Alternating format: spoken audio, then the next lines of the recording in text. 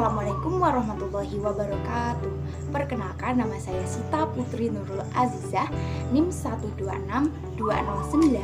12620220296, kelas Tadris IPS 5B, Fakultas Tarbiyah dan Ilmu Keguruan, UIN Syed Ali Rahmatullah Tulungagung. Nah, pada video kali ini saya akan menjelaskan materi tentang kerjasama ekonomi internasional.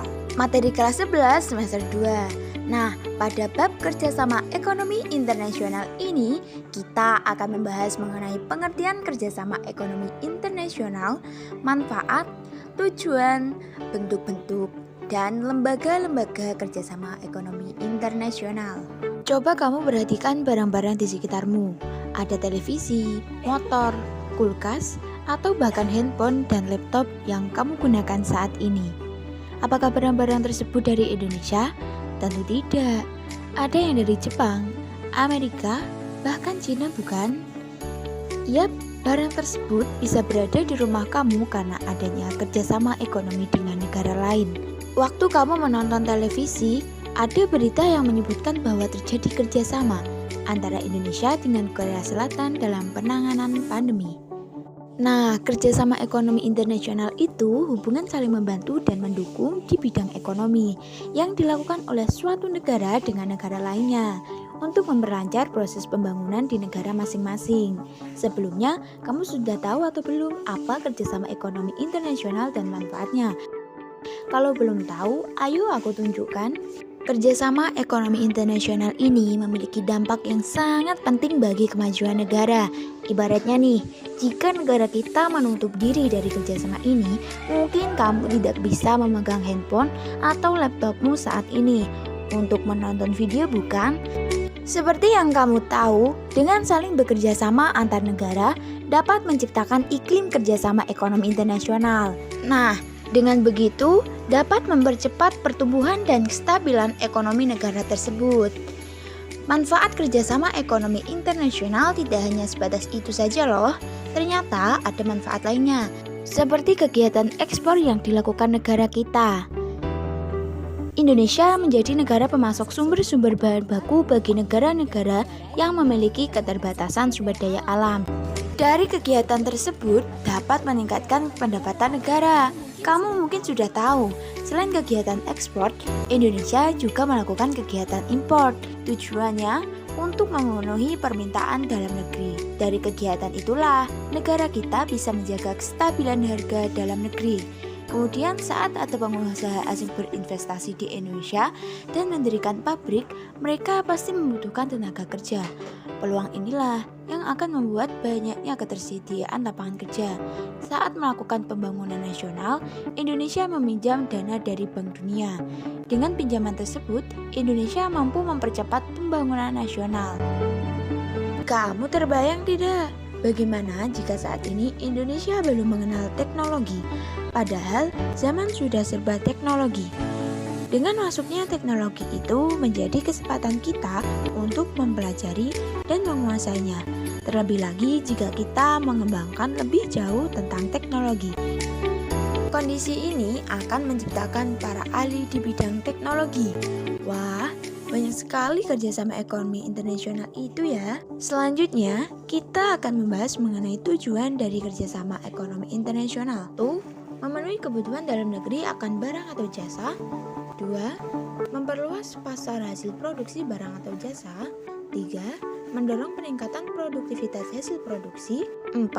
Memperluas lapangan kerja. 5. Menambah devisa negara. 6. Mendistribusikan manfaat sumber daya. 7. Mengurangi ketimpangan antara negara maju dan negara berkembang. 8. Mempercepat pembangunan ekonomi dunia. 9. Meningkatkan kualitas hidup bangsa-bangsa di dunia. Kerjasama regional dan multilateral. Terus, apa sih bedanya kerjasama regional dan multilateral itu? Nah, jadi, baik kerjasama regional dan multilateral adalah kerjasama yang melibatkan lebih dari dua negara. Bedanya, kalau kerjasama regional terjadi karena negara-negara itu berdekatan lokasinya. Sedangkan kerjasama multilateral terjadi karena negara-negara itu memiliki kesamaan tujuan. Nah, jadi seperti dalam kehidupan kita sehari-hari, terdapat masalah kehidupan kita yang tidak dapat diselesaikan oleh dua pihak saja, seperti kebersihan lingkungan atau kasus pencurian motor yang terjadi lintas kompleks. Sama seperti masalah ekonomi, lingkungan hidup, sumber daya alam, atau penanganan pandemi yang melibatkan banyak negara. Ini butuh dibahas bersama. Hanya dengan bersama masalah ini dapat diselesaikan. Ini yang membuat baik kerjasama regional maupun multilateral menjadi fondasi penting dalam menciptakan perdamaian dan kesejahteraan dunia. Sekarang kita akan membahas tentang kerjasama regional. Kerjasama regional merupakan kerjasama negara-negara yang berdekatan di suatu kawasan atau wilayah. Kerjasama ini penting karena umumnya negara yang berdekatan memiliki kesamaan karakteristik tujuan dan masalah yang dihadapi yang belum tentu dihadapi oleh kawasan lain. Kerjasama regional ini juga penting sebagai wadah diskusi antar negara tetangga, karena asal teman-teman tahu, konflik yang paling sering terjadi di dunia adalah konflik antar negara tetangga, baik karena perebutan wilayah, sumber daya alam, atau pengaruh politik. Organisasi regional ini umumnya memayungi kawasan seperti Uni Eropa di kawasan Eropa, Liga Arab di kawasan Timur Tengah, Mercosur di kawasan Amerika Latin, Uni Afrika bagi benua Afrika, dan untuk Asia Tenggara adalah ASEAN atau Association of Southeast Asian Nations. Kerjasama regional utama kita adalah ASEAN. Asia Tenggara adalah kawasan terdekat Indonesia. ASEAN telah menjadi bagian tidak terpisahkan dari kebijakan luar negeri Indonesia sejak berdirinya ASEAN hingga saat ini. ASEAN juga suku guru politik luar negeri Indonesia.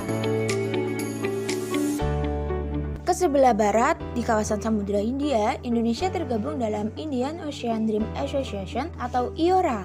Organisasi ini adalah satu-satunya organisasi untuk mempromosikan pembangunan berkelanjutan di kawasan Samudra Hindia, dari keamanan maritim, ekonomi, perikanan, penanganan bencana, hingga pemberdayaan perempuan. Indonesia pernah menjadi tuan rumah pertemuan IORA tingkat kepala negara pada tahun 2017. Ke sebelah timur di kawasan Pasifik, Indonesia juga aktif memajukan pembangunan dan kesejahteraan bersama melalui beberapa organisasi seperti MSG atau Melanesian Spirit Group, PIF atau Pacific Islands Forum, SWPD atau Southwest Pacific Dialogue. Selain itu, Indonesia juga menjalin kerjasama antar kawasan seperti VIALEC atau Forum for Asia and Latin America Cooperation dan ASEM atau Asia Europe Meeting untuk menjembatani isu-isu antar kawasan.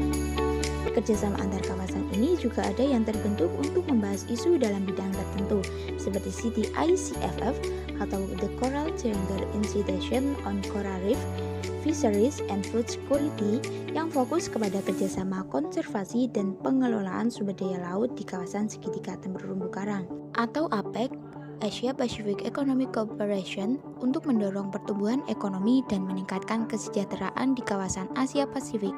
Selain itu, Indonesia juga aktif menjalin kerjasama dengan organisasi regional di kawasan lain, contohnya seperti Perjanjian Ekonomi dengan Uni Eropa atau Cooperation Council. Nah, sekarang kita beralih ke kerjasama multilateral.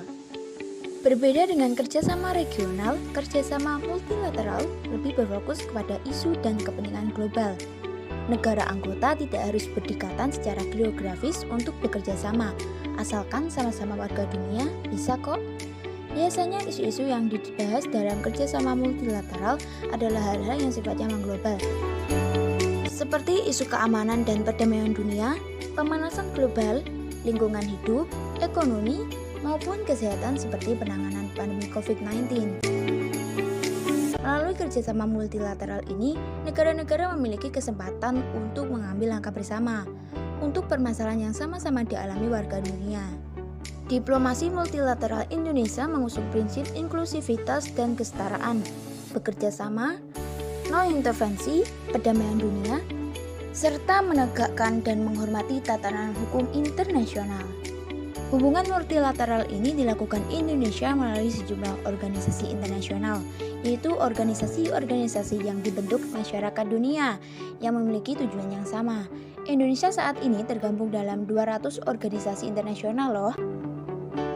Melalui keanggotaan ini, Indonesia berperan aktif dalam isu-isu global, sekaligus menyuarakan kepentingan Indonesia guna menyejahterakan bangsa. Salah satu organisasi internasional yang Indonesia menjadi anggota adalah United Nations atau Perserikatan Bangsa-Bangsa yang biasa disingkat PBB. Kalian mungkin sudah sering dengar ya mengenai PBB. PBB adalah organisasi internasional terbesar dengan 193 negara anggota. Tugas utama PBB adalah menjaga perdamaian dan keamanan dunia. Di masa kini, melalui PBB, Indonesia berkontribusi terhadap perdamaian dunia dengan menjadi peringkat ke-8 terbesar kontributor pasukan perdamaian dunia. Indonesia juga aktif pada lembaga-lembaga khusus di bawah naungan PBB seperti Badan Pangan dan Pertanian atau FAO, Dana Moneter Internasional atau IMF, Organisasi Kesehatan Dunia atau WHO, dan Organisasi Pendidikan Keilmuan dan Kebudayaan atau UNESCO, dan masih banyak sekali yang lain. Sebagian kecil manfaat langsung dari partisipasi aktif ini, contohnya Indonesia menjadi negara pertama di wilayah Asia Tenggara yang menjalani uji klinis WHO Solidarity Trial untuk menemukan pengobatan COVID-19. Atau di UNESCO, kita telah berhasil membuat 49 warisan nasional Indonesia diakui oleh UNESCO seperti batik, wayang, kapal pinisi, hingga tambang ombilin. Nah, teman-teman, selain PBB, Indonesia juga aktif dalam organisasi internasional lainnya. Contohnya adalah Organisasi Kerjasama Islam atau OKI yang beranggotakan negara-negara Islam atau mayoritas penduduk Islam. Di OKI, prioritas Indonesia adalah kemerdekaan Palestina, promosi Islam sebagai agama yang damai atau rahmatan lil alamin, dan perlunya semangat persaudaraan Islam dalam mengatasi tantangan global. Dalam bidang ekonomi, Indonesia terlibat pada organisasi G20 dan WTO atau World Trade Organization. Melalui kedua organisasi ini, kita berkontribusi dalam menata struktur finansial global dan mempertahankan kepentingan ekonomi kita, seperti akses produk pasar kelapa sawit Indonesia ke Uni Eropa. Salah satu organisasi internasional yang sangat bersejarah untuk Indonesia adalah Gerakan Non-Blok atau GNB yang lahir dari Konferensi Asia Afrika di Bandung tahun 1955. Kita bahkan mempunyai Museum KAA di Bandung sebagai perekam sejarah penting ini loh. Pada mulanya, GNB bertujuan untuk mendukung kemerdekaan nasional dan kedaulatan negara-negara anggotanya. Sekarang, visi GNB berevolusi untuk saling membantu kemandirian dan kemajuan antar anggotanya. Indonesia adalah salah satu yang sangat aktif dalam memberikan bantuan kerjasama teknis loh. Bilateral diambil dari bahasa Latin bi artinya dua dan lateralis yang artinya milik sesuatu. Bilateral berarti milik dua belah pihak. Dalam konteks hubungan internasional, bilateral berarti interaksi dua negara dari politik, ekonomi, sosial budaya, pokoknya semua hal yang menjadi perhatian dan isu bersama. Untuk negara memulai hubungan bilateral dimulai dengan pembukaan hubungan diplomatik yang berarti kedua negara mengakui keberadaan negara lain. Hal ini ditandai dengan penandatanganan komunike bersama diikuti dengan penugasan duta besar masing-masing. Setelah saling kenal, baru mereka bisa kerjasama atau cari solusi dari masalah. Dalam pertemuan negara, bisa bahas isu-isu penguatan kerjasama atau yang menjadi perhatian bersama. Bagi kita, prinsip dalam menjalin hubungan luar negeri kita adalah bebas dan aktif.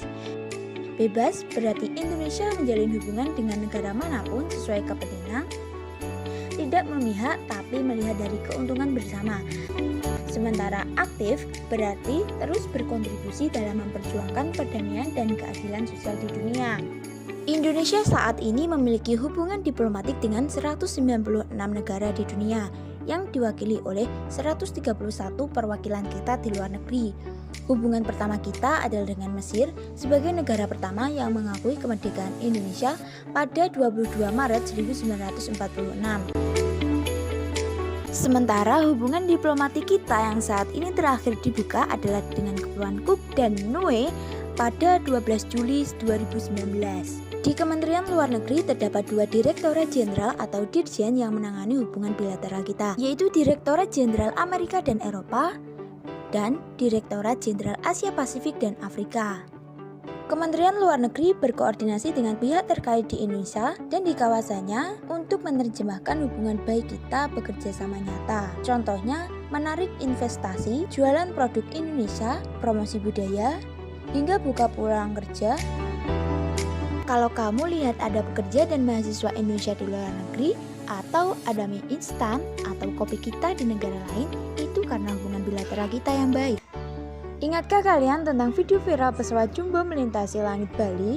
Atau FYP TikTok baru-baru ini tentang pelaksanaan KTT G20 di Bali? Ternyata ini kali pertamanya dalam sejarah Indonesia memegang presidensi Group of 19 atau G20. Momentum ini hanya terjadi satu kali dalam periode 20 tahun. Puncaknya yaitu konferensi tingkat tinggi di Bali. Sebagai presidensi 20, artinya Indonesia dipercaya memiliki ketahanan ekonomi baik oleh nasional akibat krisis COVID-19.